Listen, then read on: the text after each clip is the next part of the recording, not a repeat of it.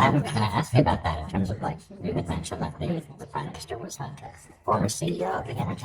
I also checked for certain. The moment we get a green light from the Prime Minister, the CEO will be happy to meet in principle. There, it's I've checked with his closest advisors, two of them that I know very, very well. I could speak to them rather informally, and they said, you just speak to Robert, the Prime Minister.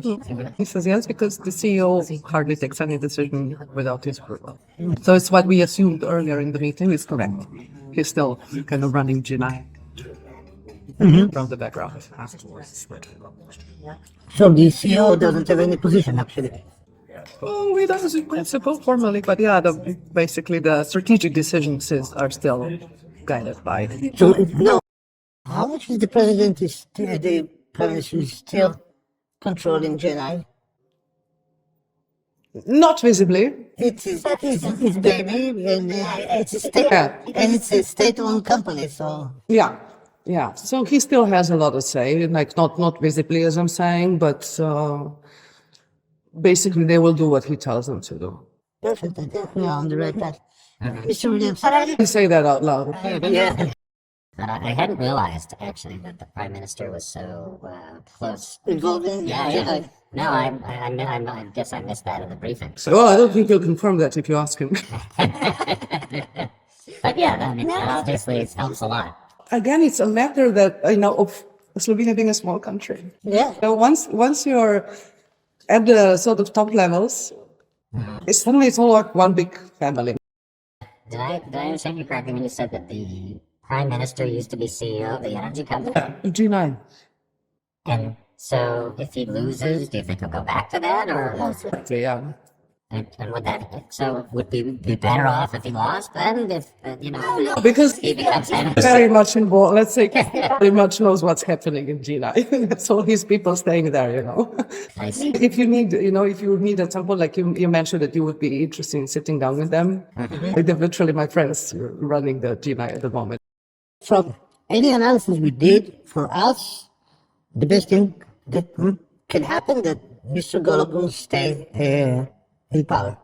Yes, that would definitely be the absolute best. Yeah. Yeah. Since he also controls somehow Guinea. He does. And That's the fact. So after we've spoken, I've double checked that. It's like, everyone in the management board knows that the CEO will do what Golob tells him. the question is if he asking him before taking any decision. You know what? He does. He basically needs a green light from him. My question that I asked you before, if Mr. Golob is going to lose the elections, is going to lose all of its power and influence? No. It's behind the scenes influence remains. In which way? That's what I was telling you. Okay. Like, not in terms of formal, but the people in the governance structures of Guinea are not going to be replaced tomorrow. But Golob has always, he's been invested there as the CEO, and I think he is looking, in case he goes out of politics, he's probably going to try and go back there, right? I've spoken to his wife this week, and she told me he's on the phone for 15 hours a day, so it's completely safe in terms of the first checks of strategic alignment, motivation, their interest in this potential cooperation to do it with the CEO himself, right? It's just more than the blessing would have to come from Golob. And I am very, very confident that he would agree, because he's given me green light on projects that were much more strategically, let's say, sensitive.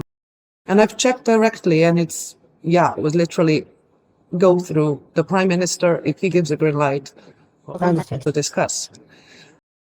So in terms of, let's say, sequencing our engagement, like stakeholders engagement, sequencing might look a little different.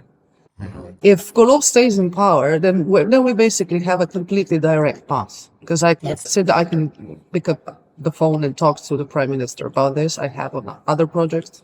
He gives a green light. He tells me who to talk to, who not to talk to.